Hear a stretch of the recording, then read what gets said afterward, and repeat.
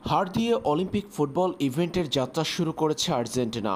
প্রথম ম্যাচে মরক্কোর বিপক্ষে আর্জেন্টিনার হার ২-১ গোলে। নির্ধারিত সময়ে ২-২ সমতা শেষ করে মাঠ ছাড়ার ২ ঘন্টা পর আর্জেন্টাইনরা জানতে পারল শেষ গোলটি বাতিল হয়েছে অফসাইডের কারণে।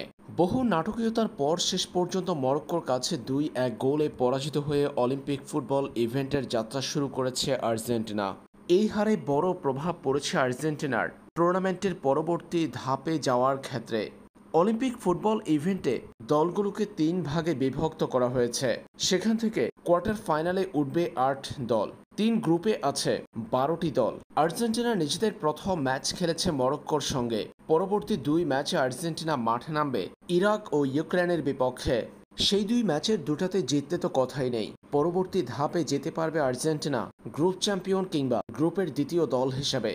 তবে টুর্নামেন্টের নকআউট পর্বে যেতে হলে আর্জেন্টিনাকে থাকতে হবে অন্তত এই ৩ গ্রুপের মধ্যে শীর্ষ ৩ তৃতীয় দলের মধ্যে শীর্ষ ২-এ। অর্থাৎ প্রত্যেকটা গ্রুপ থেকে ২টা করে দল উঠে যাবে কোয়ার্টার ফাইনালে। সেই ক্ষেত্রে হবে ৬ দল। বাকি ২ দল নিশ্চিত হবে ৩ গ্রুপের তৃতীয় দলের মধ্য থেকে প্রথম ২ দল।